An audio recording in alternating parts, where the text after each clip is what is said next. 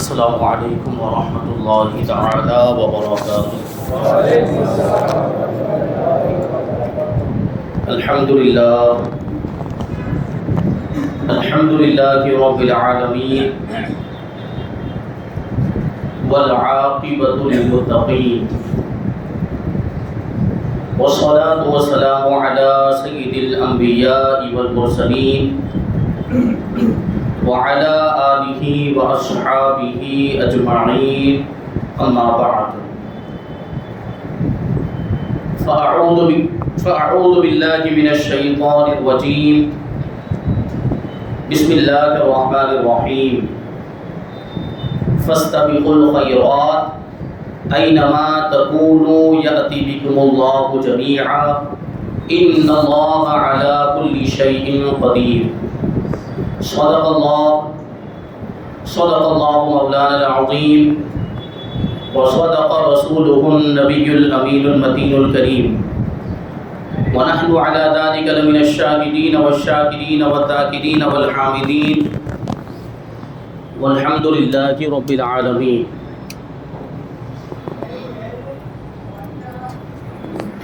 آئیے ہم اور آپ سب سے پہلے حضور سرور کائنات، فخر موجودات، باعث تخلیق کائنات، احمد مجتبی محمد مصطفیٰ صلی اللہ علیہ وسلم کی مقدس بارگاہ میں درود و سلام کا ہدیہ پیش کریں اور پڑھیں اللہم صلی علی سیدنا و مولانا محمد معدن الجود والکرم وآلہ الکرام وابنہ الکریم وبارک وسلم صلاۃ و سلاما علیک یا رسول اللہ صلی اللہ تعالی علیہ وسلم۔ عزیزان ملت اسلامیہ، موت اور اس کے متعلقات کا بیان جاری ہے۔ اس سے پہلے والے بیان میں آپ نے سکرات الموت کے بارے میں کچھ باتیں سماعت کی۔ آج انشاءاللہ تبارک و تعالی اس کے آگے کی باتیں ہم عرض کرنے کی سعادت حاصل کریں گے۔ جب انسان کا انتقال ہو جاتا ہے تو ہم اور آپ دیکھتے ہیں کہ کچھ لوگ اور خاص طور پر خواتین، مائیں بہنیں مرنے والے پر رونے لگ جاتی ہیں اور چلانے لگ جاتی ہیں، اور بعض اوقات ایسی کیفیت ہوتی ہے کہ وہ اپنے کپڑے بھی پھاڑ لیتی ہیں، اپنے چہرے پر تھپڑ بھی لگا لیتی ہیں۔ تو یہ جو طریقہ ہے آہو فغاں کا اور چیخنے چلانے کا جو معاملہ ہوتا ہے، شریعت میں اس کی اجازت نہیں، نوحہ کرنے کی اجازت نہیں، ماتم کرنے کی اجازت نہیں ہے۔ میت پر اس طریقے سے یہ جاہلیت والا طریقہ اپنانے کی اجازت نہیں ہے۔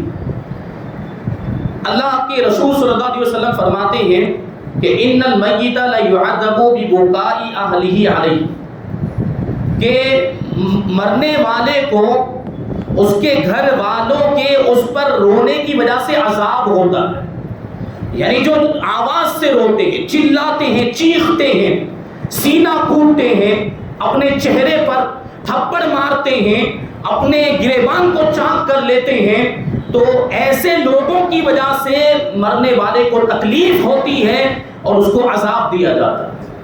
تو ایسا نہیں کرنا چاہیے، بلکہ صبر کا مظاہرہ کرنا چاہیے، صبر کے دامن کو ہاتھ سے نہیں چھوڑنا چاہیے، کیونکہ اللہ تبارک و تعالیٰ فرماتا ہے وَبَشِّرِ الصَّابِرِينَ الَّذِينَ إِذَا أَصَابَتْهُمْ مُصِيبَةٌ قَالُوا إِنَّا لِلَّهِ وَإِنَّا إِلَيْهِ راجعون۔ صبر کرنے والوں کو خوشخبری دے دو، صبر کرنے والوں کو بشارت دے دو کہ جب ان پر کوئی مصیبت آتی ہے تو وہ یہ کہتے ہیں کہ ہم اللہ ہی کے ہیں اور ہمیں اسی کی بارگاہ میں پلٹ کر جانا ہے۔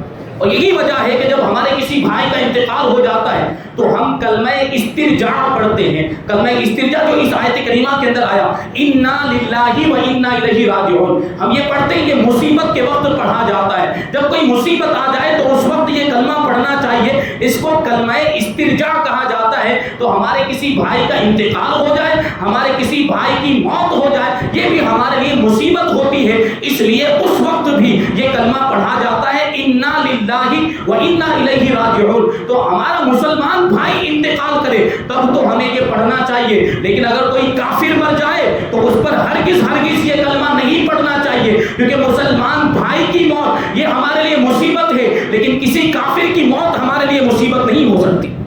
کسی کافر کی موت ہمارے لیے مصیبت نہیں ہو سکتی، بلکہ کہا جائے گا کہ ایک فتنہ تھا جو زمین سے اٹھا لیا گیا، اس کی وجہ سے اسلام کو نقصان پہنچ رہا تھا، اب اسلام کا نقصان کم ہو جائے گا تو یہ تو اچھی بات ہوئی، اس پر کلمہ استرجاع نہیں پڑھنا چاہیے. ہمارے آج کل کے کچھ نوجوان اور جو سوشل میڈیا استعمال کرنے والے جو لوگ ہیں، وہ کبھی کسی کافر کا انتقال، کبھی کوئی کافر مر جاتا ہے تو اس کی موت پر وہ RIP لکھتے ہیں. یہ ہو رہا ہے کہ نہیں ہو رہا ہے؟ RIP کبھی اس کے مطلب پر بھی غور کیا؟ جو پڑھے لکھے وہ تو جانتے اور جاننے کے باوجود لکھ رہے ہوتے ہیں. RIP کا مطلب ہوتا ہے ریسٹ ان پیس، یعنی وہ راحت میں رہے، سکون میں رہے. بھائی کافروں کے لیے کوئی راحت ہے؟ کافروں کے لیے سکون ہے؟ کافروں کے لیے چین ہے؟ ان کے لیے جو بھی سکون ہے، جو بھی راحت ہے، وہ اس دنیا کی زندگی میں ہی ہے. یہاں سے چلے جانے کے بعد ان کے لیے کوئی سکون نہیں ہے، ان کے لیے کوئی راحت نہیں ہے. تو ان کے لیے RIP لکھنے کا کوئی مطلب نہیں. اور اگر RIP کا یہ مطلب ہو کہ وہ جنت میں جائے، وہ جنت میں رہے، تو اس کا حکم تو پھر بہت زیادہ سخت ہوگا، کیونکہ کافر جنت کا حقدار ہی نہیں. کافر ہمیشہ جہنم میں جائے گا، ہمیشہ جہنم میں رہے گا، جہنم میں سڑتا رہے گا. کافر کا جنت سے کوئی تعلق نہیں ہے. تو یہ RIP لکھنا بند کریں کافروں کی موت پر. جو ہمارے نوجوان غفلت میں یہ کر رہے ہیں، فوراً اس سے توبہ کریں اور ہرگز کسی کافر کی موت پر یہ RIP والا لفظ نہ لکھیں. انا للہ و انا الیہ راجعون بھی نہیں بولنا کسی کافر کی موت پر. ہاں ہمارا مسلمان بھائی انتقال کر جائے تو یہ کلمہ استرجاع پڑھنا چاہیے. دیکھیں کیا ہوتا ہے، اس کی بھی بڑی برکتیں ہیں. جب کسی آدمی کے بیٹے کا انتقال ہو جاتا ہے، یہ بھی ہوتا ہے کہ اپنی زندگی میں بیٹے کا انتقال ہو جائے، یہ بہت بڑی مصیبت ہوتی ہے. باپ کا انتقال ہو جائے تو یہ بھی مصیبت، لیکن یہ اتنی بڑی مصیبت نہیں، کیونکہ باپ عام طور پر زیادہ عمر ہو چکی ہوتی ہے، وہ اپنی عمر کی انتہا کو پہنچ چکے ہوتے ہیں، اور اس پر انتقال ہو جائے تو تکلیف ہوتی ہے، لیکن یہ ایک عام سی بات ہے. لیکن باپ کی زندگی میں بیٹے کا انتقال ہو جائے تو یہ اور زیادہ تکلیف والی بات ہوتی ہے. جب کسی باپ کے بیٹے کا انتقال ہو جاتا ہے تو اللہ تبارک و تعالیٰ فرشتوں سے فرماتا ہے، یہ حدیث پاک میں آیا، اللہ تبارک و تعالیٰ فرشتوں سے فرماتا ہے کہ کیا تم نے میرے بندے کے بیٹے کی روح کو قبض کر لیا؟ فرشتوں سے فرماتا ہے کیا تم نے میرے بندے کے بیٹے کی روح کو قبض کر لیا؟ تو فرشتے عرض کرتے ہیں کہ ہاں اے پروردگار عالم، ہم نے تیرے بندے کے بیٹے کی روح کو قبض کر لیا. تو اس پر اللہ تبارک و تعالیٰ فرماتا ہے کہ میرے بندے نے کیا کہا جب اس کے بیٹے کا انتقال ہو گیا، اس کے جملے کیا تھے؟ تو فرشتے عرض کرتے ہیں کہ پروردگار، جب اس کے بیٹے کا انتقال ہو گیا تو اس نے تیری حمد بیان کی، اس نے الحمدللہ کہا اور اس نے کلمہ استرجاع پڑھا ہے، یعنی انا للہ و انا الیہ راجعون پڑھا. دیکھیں مصیبت آئی، بیٹے کا انتقال ہو گیا، کتنی تکلیف والی بات، لیکن اس حالت میں بھی بندہ اللہ کی حمد بیان کر رہا ہے. اور ایسے موقع پر بھی اللہ کا شکر ادا کرنا چاہیے کہ جو کچھ تھا ہمارے پاس وہ اللہ کا دیا ہوا تھا. یہ بیٹا بھی ایک اللہ کی نعمت ہے، اسی نے یہ نعمت ہمیں عطا فرمائی تھی، اب اس نے لے لی تو اس میں ہمارا کیا گیا، اس میں ہمارا کیا نقصان ہے؟ جو اس کا تھا وہ اس نے لے لیا ہے، تو اس پر بھی وہ اللہ کی حمد بیان کرتا ہے. تو اللہ تبارک و تعالیٰ فرشتوں سے فرماتا ہے کہ میرے اس بندے کے لیے جنت کے اندر ایک گھر بناؤ، جنت میں اس کے لیے ایک محل تعمیر کرو اور بیت الحمد میں اس کا نام لکھ دو. بیت الحمد کا کیا مطلب ہوتا ہے؟ بیت الحمد جنت میں ایک مکان ہے، جنت میں ایک جگہ ہے، جنت میں ایک طبقہ ہے، جنت میں ایک درجہ ہے. وہاں پر اللہ کی حمد کرنے والے رہیں گے، جو اللہ کی تعریف بیان کرتے رہتے ہیں، جو اللہ کا شکر ادا کرتے رہتے ہیں، ہر حال میں اللہ سے راضی رہتے ہیں، وہ بیت الحمد میں داخل کیے جائیں گے. تو جو شخص اپنے کسی رشتے دار کی موت پر صبر کرتا ہے، صبر کا دامن ہاتھ سے نہیں چھوڑتا، اللہ تبارک و تعالیٰ اسے جنت میں مکان عطا فرماتا ہے. صبر کرنا چاہیے، صبر کے دامن کو ہاتھ سے نہیں چھوڑنا چاہیے. ہاں کبھی ایسا ہوتا ہے کہ ہمارے کبھی کسی قریبی رشتے دار کا انتقال ہو جائے تو بے ساختہ آنسو نکل جاتے ہیں. بھائی غم کی کیفیت تو ہوتی ہے، غم تو ہوگا، یہ فطری چیز ہے. تو فطری طور پر کبھی آنسو نکل آتے ہیں، اس میں کوئی حرج نہیں. آنسو نکل آئے، تھوڑی دیر کے لیے آپ نے رو لیا، غم کا اظہار کر دیا، اس غم کو دور کرنے کرنے کے لیے آنسو بہا لیے تو اس میں کوئی حرج نہیں. یہ حدیث سے ثابت ہے. حضرت عبد الرحمن ابن عوف رضی اللہ تعالیٰ عنہ کا واقعہ, رسول پاک صلی اللہ علیہ وسلم کے صاحبزادے حضرت ابراہیم رضی اللہ تعالیٰ عنہ کا انتقال ہو گیا. 2 سال کی بھی عمر نہیں ہوئی تھی, 1 سال 10 مہینے کی عمر ہوئی تھی. رسول پاک صلی اللہ علیہ وسلم کے صاحبزادے ہیں حضرت ابراہیم رضی اللہ تعالیٰ عنہ. اللہ کے رسول صلی اللہ علیہ وسلم تشریف لائے اور حضور پاک صلی اللہ علیہ وسلم یہ فطری غم کی وجہ سے آنسو بہانے لگ گئے, آپ کی آنکھوں سے آنسو جاری ہو گئے. تو حضرت عبد الرحمن ابن عوف رضی اللہ تعالی عنہ حضور پاک صلی اللہ علیہ وسلم کی بارگاہ میں عرض کرتے ہیں کہ یا رسول اللہ صلی اللہ تعالی علیہ وسلم, کیا آپ بھی روتے ہیں, آپ بھی آنسو بہاتے ہیں؟ تو اللہ کے رسول صلی اللہ علیہ وسلم نے ارشاد فرمایا کہ یہ جو آنسو ہیں یہ رحمت کی علامت ہے, یہ رحم دلی کی علامت ہے. یہ دل میں جو فطری طور پر غم پیدا ہوتا ہے یہ اس کی وجہ سے آنسو نکل رہے ہیں. آگے اللہ کے رسول نے ارشاد فرمایا العین تدمع والقلب یحزن, کہ آنکھ آنسو بہاتی ہے, دل غمگین ہوتا ہے. ولا نقول الا ما یرضى ربنا, اور ہم وہی کہتے ہیں جو ہمارے رب کی رضا ہوتی ہے. وَإِنَّا لِفِرَاقِكَ یا ابراہیم لمحزونون, اور اے ابراہیم ہم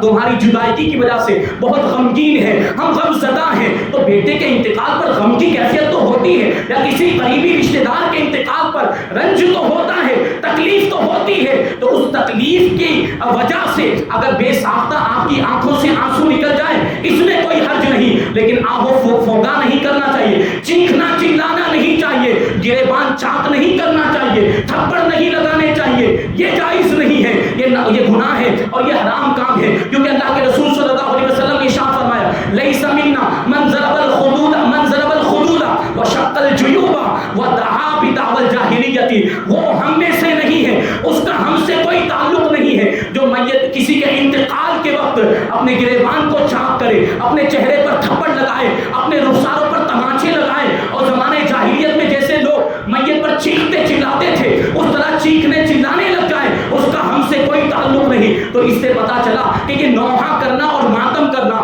یہ بہت بڑا گناہ ہے اور شریعت میں اس کی ہرگز بھی اجازت نہیں ہے. تو ایسا ہرگز بھی نہیں کرنا چاہیے. فطری طور پر جو آنسو نکل جائے اس میں کوئی حرج نہیں. آپ کے گھر کی خواتین اگر ایسا کر رہی ہوں تو ان کو اس سے روکنا چاہیے کہ یہ مت کرو, آواز کے ساتھ مت رو اور اس طریقے سے بے صبری کا مظاہرہ نہ کرو, بلکہ صبر کے دامن کو تھامے رکھو. کیونکہ اللہ تبارک و تعالیٰ فرماتا ہے انما یوفی الصابرون اجرهم بغیر حساب, کہ صبر والوں کو, صبر کرنے والوں کو ان کا اجر و ثواب بے حساب عطا کیا جائے گا. یہ صبر کرنے والوں کی فضیلت ہے. تو کسی کا انتقال ہو جائے تو صبر کرنا چاہیے, صبر کا دامن ہاتھ سے نہیں چھوڑنا چاہیے. خاص طور پر گھر کی خواتین کو یہ بات سمجھانے کی ضرورت ہے کہ وہ آواز کے ساتھ نہ روئے, اس سے میت کو بھی تکلیف ہوتی ہے اور وہ خود بھی گنہگار ہوتے ہیں. تو ایسا نہیں کرنا چاہیے. حضرت عبداللہ ابن مسعود رضی اللہ تعالیٰ عنہ تو اگر کسی میت کے ساتھ رونے والیاں آ جاتی تھیں تو حضرت عبداللہ ابن مسعود ان کو واپس کر دیا کرتے تھے کہ یہاں پر عورتوں کا کوئی کام نہیں, رونے والیوں کا کوئی کام نہیں, تم اپنے گھر کی طرف واپس چلے جاؤ. تو یہ دیکھیں یہ صحابہ کرام کا بھی معمول طریقہ رہا ہے کہ رونے والیوں کو رونے سے روک دیا کرتے تھے اور ان کو منع کر دیا کرتے تھے. اب یہاں پر دیکھیں تو جب کسی کا انتقال ہو جاتا ہے تو پھر نماز جنازہ کی باری آتی ہے. نماز جنازہ پڑھنے کا نمبر آتا ہے. نماز جنازہ پڑھنا اور جنازے کے ساتھ چلنا یہ ایک مسلمان کا دوسرے مسلمان پر حق ہے, اور ہمیں ضرور ہمارے مسلمان بھائی کے جنازے میں شریک ہونا چاہیے اور نماز بھی ادا کرنی چاہیے, اور اس کے دفن کا جو پورا جو ہے پروسیس ہوتا ہے اس میں بھی شامل ہونا چاہیے. اس کی بھی بڑی فضیلت آئی حدیث شریف میں ہے. اللہ کے رسول صلی اللہ علیہ وسلم فرماتے ہیں من اتبع جنازۃ مسلم حتی یصلی, من اتبع جنازۃ مسلم ایمانا واحتسابا وکان معه حتی یصلی علیہ ویفرغ عن دفنها فإنه يرجع من الأجر بقيراطين كل قيراط مثل أحد. اللہ کے رسول فرماتے ہیں کہ جو کسی مسلمان کے جنازے میں جاتا ہے, جو کسی مسلمان کے جنازے میں شریک ہوتا ہے ایمان کے ساتھ اور ثواب حاصل کرنے کی نیت سے, یعنی خلوص کے ساتھ اللہ کو راضی کرنے کے لیے اپنے کسی مسلمان بھائی کے جنازے میں شریک ہوتا ہے اور اس کے ساتھ ہی رہتا ہے, یہاں تک کہ اس کی نماز جنازہ بھی ادا کرتا ہے اور اس کے دفن میں بھی شریک ہوتا ہے اور اس کے دفن سے بھی فارغ ہو جاتا ہے, تو جب وہ لوٹتا ہے تو اجر و ثواب کے 2 قیرات لے کر لوٹتا ہے. اب یہ قیرات کا کیا مطلب ہوتا ہے؟ اللہ کے رسول صلی اللہ علیہ وسلم فرماتے ہیں کہ ان 2 قیراتوں میں سے ہر ایک قیرات احد پہاڑ کے برابر ہوتا ہے. احد پہاڑ دیکھا ہے آپ نے, لوگوں نے دیکھا وہ جانتے، جن لوگوں نے نہیں دیکھا اللہ ان کو زیارت نصیب فرمائے۔ کتنا بڑا پہاڑ ہے، اس کی اونچائی بیان کرتے ہیں 3533 فٹ اس کی اونچائی ہے۔ یہ مدینہ منورہ کا سب سے اونچا پہاڑ ہے، یہ احد پہاڑ ہے۔ اللہ کے رسول فرماتے ہیں کہ جو مسلمان اپنے مسلمان بھائی کی نماز جنازہ بھی ادا کرتا ہے اور اس کے دفن میں بھی شریک ہوتا ہے، جب وہ لوٹتا ہے تو احد پہاڑ کے برابر 2 قیرات اجر و ثواب لے کر لوٹتا ہے۔ اور حضور فرماتے ہیں کہ ومن صلی علیہ ثم رجع قبل ان تدفن فانه يرجع بقیرات من الاجر او كما قال علیہ السلام۔ اور جو جنازے میں تو شریک ہوتا ہے اور نماز بھی پڑھتا ہے لیکن دفن کرنے سے پہلے ہی واپس لوٹ جاتا ہے، دفن کے معاملے میں شریک نہیں ہوتا، تو وہ اجر و ثواب کے 1 قیرات کے ساتھ واپس ہوتا ہے۔ اس کو 2 قیرات اجر و ثواب نہیں ملتا، اس کو آدھا ثواب ملتا ہے گویا کہ۔ تو پتہ کیا چلا کہ اگر ہم پورا ثواب حاصل کرنا چاہتے ہیں تو ہمیں نماز جنازہ میں بھی شریک ہونا چاہیے اور کفن دفن کے معاملات میں بھی شریک ہونا چاہیے۔ تو یہ دیکھیں فضیلتیں بیان کی گئی نماز جنازہ میں، یہ جنازے کے ساتھ چلنے کی بھی بڑی فضیلت آئی۔ اللہ کے رسول صلی اللہ علیہ وسلم فرماتے کہ من تبع جنازۃ مسلم وحملها 3 مرات فقد قضى علیہ من حقها۔ میں نے ابھی عرض کیا کہ جنازے کے ساتھ چلنا، اس کو کندھا دینا، یہ ایک مسلمان کا دوسرے مسلمان پر حق ہے۔ حضور فرماتے ہیں کہ جو کسی مسلمان کے جنازے کے ساتھ چلا اور اس کو 3 مرتبہ کندھا دیا جاتا ہے، اس کو 3 مرتبہ کندھا دیا تو اس پر جو اس مسلمان کا حق تھا، مرنے والے مسلمان کا حق تھا، اس نے اس کو ادا کر دیا۔ یعنی 3 مرتبہ کندھا دینے سے یہ کندھا دینے کا حق ادا ہو جاتا ہے جو ایک مسلمان کا دوسرے مسلمان پر ہے۔ اب یہ کندھا دینے کا بھی طریقہ ہے،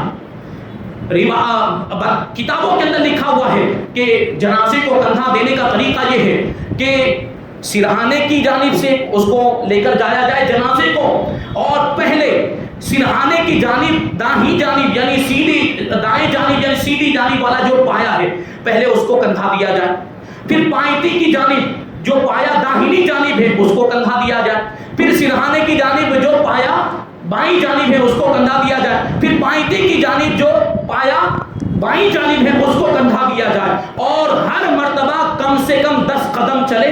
تو یہ چاروں پایوں کو جب کندھا دیں گے اور ہر مرتبہ 10 قدم چلیں گے تو کتنے قدم ہو جائیں گے؟ 40 قدم ہو جائیں گے۔ اور حدیث پاک کے مطابق اللہ کے رسول نے ارشاد فرمایا کہ جو جنازے کو لے کر 40 قدم چلے گا اس کے 40 کبیرہ گناہ معاف ہو جائیں گے۔ اس کے کتنے کبیرہ گناہ؟ 40 کبیرہ گناہ معاف ہو جائیں گے۔ تو یہ طریقہ اپنایا جائے، جبکہ ہمارے یہاں پہ تو کچھ الگ ہی طریقہ ہوتا ہے لیکن اس کی کوشش کرنی چاہیے۔ اور جنازے کو جو ہے کہ جلدی لے کر چلنا چاہیے، اور جلدی کا یہ مطلب بھی نہیں کہ بہت تیز کہ جس کی وجہ سے مردے کو تکلیف ہو۔ یہ بات یاد رکھیں کہ ہر وہ چیز جس سے زندوں کو تکلیف ہوتی ہے اس سے مردوں کو بھی تکلیف ہوا کرتی ہے۔ تو جلدی سے یہ دفن وغیرہ کے معاملات ہو جانے چاہیے، انتظار نہیں کرنا چاہیے۔ اللہ کے رسول صلی اللہ علیہ وسلم فرماتے ہیں کہ لا ينبغي لجیفۃ مسلم ان تحبس بین ظہرانی اہلہ، کہ کسی بھی مسلمان مردے کے لیے یہ مناسب نہیں ہے کہ گھر والوں کے درمیان اس کو قید کر کے رکھ دیا جائے، جلدی سے اس کو دفن نہ کیا جائے۔ اس کا مطلب ہی یہ ہے کہ جب مردے کا انتقال ہو جائے، جب مسلمان بھائی کا یا بہن کا انتقال ہو جائے تو دفن کرنے میں جلدی کرنی چاہیے، لیٹ نہیں کرنا چاہیے، تاخیر نہیں کرنی چاہیے۔ اب ہوتا کیا ہے کہ لوگ انتظار کرتے ہیں، وہ فلاں رشتے دار فلاں وہاں علاقے سے آ رہے ہیں، گاؤں سے آ رہے ہیں، ان کو آنے میں 10 گھنٹے لگیں گے، 12 گھنٹے لگیں گے، تو انتظار نہ کیا جائے۔ اگر جلدی آ جاتے ہو 2-3 گھنٹے میں تو انتظار کر سکتے ہیں، لیکن 10-12 گھنٹے یہ بہت لمبا انتظار ہو جاتا ہے، اس کی اجازت نہیں، اس سے منع فرمایا گیا، تاخیر کرنے سے منع فرمایا گیا۔ اور کبھی کبھی تو اتنی زیادہ تاخیر کر دی جاتی ہے کہ میت کے جسم میں تبدیلی آنے لگ جاتی، یہ تو حرام و ناجائز و گناہ ہے۔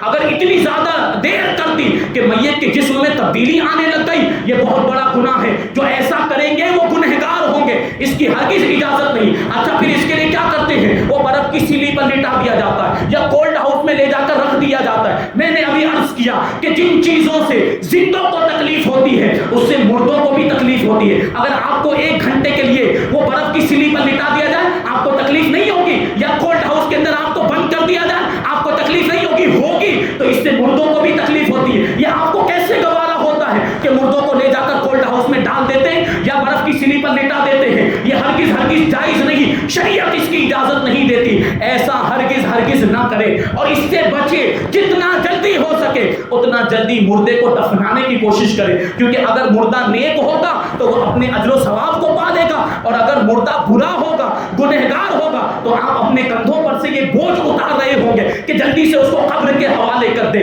تاکہ یہ بوجھ آپ کے کندھوں سے اتر جائے، آپ کے سر سے اتر جائے۔ یہ کوشش آپ کو کرنی چاہیے، یہ حدیث پاک کا مفہوم ہے، حدیث پاک کے اندر یہی ارشاد فرمایا گیا۔ تو یہ جو ہوتا ہے، اب جب جنازہ لے کر جاتے ہیں تو جنازہ لے کر جانے میں کیا ہونا چاہیے؟ میں نے ابھی عرض کیا، قبر تک جانا چاہیے اور دفن کرنے میں بھی شامل ہونا چاہیے۔ حضرت عبداللہ ابن مسعود رضی اللہ تعالیٰ عنہ سے روایت ہے کہ اللہ کے رسول صلی اللہ علیہ وسلم نے عرض کیا، اللہ کے رسول صلی اللہ علیہ وسلم نے ارشاد فرمایا کہ حضرت داؤد علیہ السلام نے اللہ تبارک و تعالیٰ کی بارگاہ میں عرض کیا کہ اے پروردگار، اس شخص کا اجر کیا ہے، اس شخص کی جزا کیا ہے جو مردے کے ساتھ قبرستان تک جاتا ہے، مردے کے ساتھ اس کے جنازے میں شریک ہوتا ہے اور قبرستان تک جاتا ہے۔ تو اس پر اللہ تبارک و تعالیٰ نے فرمایا کہ اس کا اجر یہ ہے، اس کا ثواب اور اس کا بدلہ یہ ہے کہ جب اس کا انتقال ہوگا تو فرشتے اس کے جنازے کے ساتھ قبرستان تک جائیں گے، تو فرشتے اس کے جنازے کے ساتھ قبرستان تک جائیں گے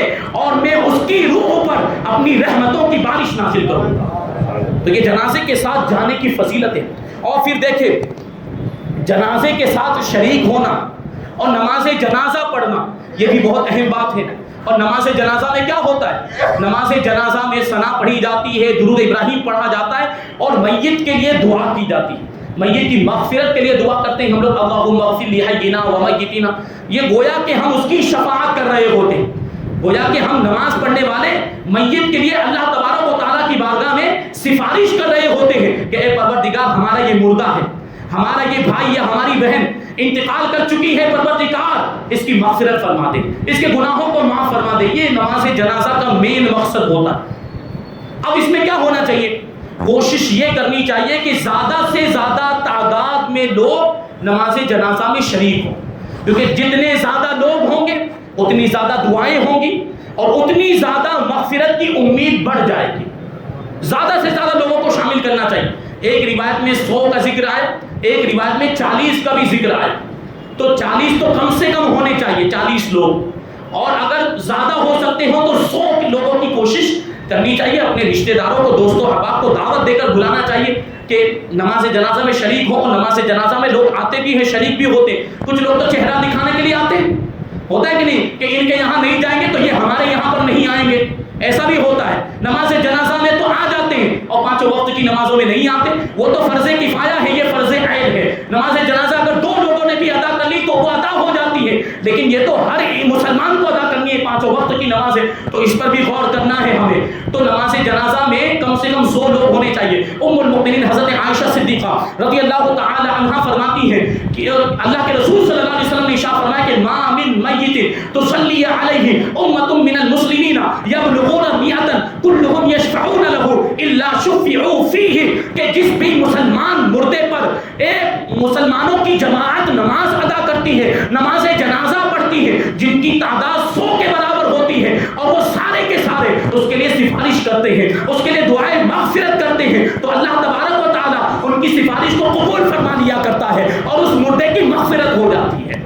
تو کم سے کم 100 لوگ ہونے چاہیے، اور اگر مان لیجئے کہ 100 کا انتظام نہیں ہو پایا تو 40 کی تو بھرپور کوشش کرنی چاہیے کہ 40 لوگوں کا اجتماع ہو جائے، کیونکہ بزرگوں کا یہ قول ہے کہ جہاں 40 لوگ جمع ہوتے ہیں اس میں ایک اللہ کا نیک بندہ ہوتا ہے، اس میں ایک اللہ کا ولی ہوتا ہے، وہ اگر دعا کرے گا تو اس کی دعا قبول ہو جائے گی اور اس کے صدقے میں باقی لوگوں کی بھی دعا قبول ہو جائے گی۔ حضرت قریب رضی اللہ تعالیٰ عنہ، جو حضرت عبداللہ ابن مسعود رضی اللہ تعالیٰ عنہ کے غلام تھے، حضرت عبداللہ ابن عباس رضی اللہ تعالیٰ عنہ، حضرت عبداللہ ابن عباس رضی اللہ تعالیٰ عنہ کے فرزند کا انتقال ہو گیا، تو حضرت قریب رضی اللہ تعالیٰ عنہ بیان کرتے ہیں کہ مجھ سے حضرت عبداللہ ابن عباس رضی اللہ تعالیٰ عنہ نے کہا کہ جا کر دیکھو کہ لوگ جمع ہو گئے کہ نہیں نماز جنازہ پڑھنے کے لیے۔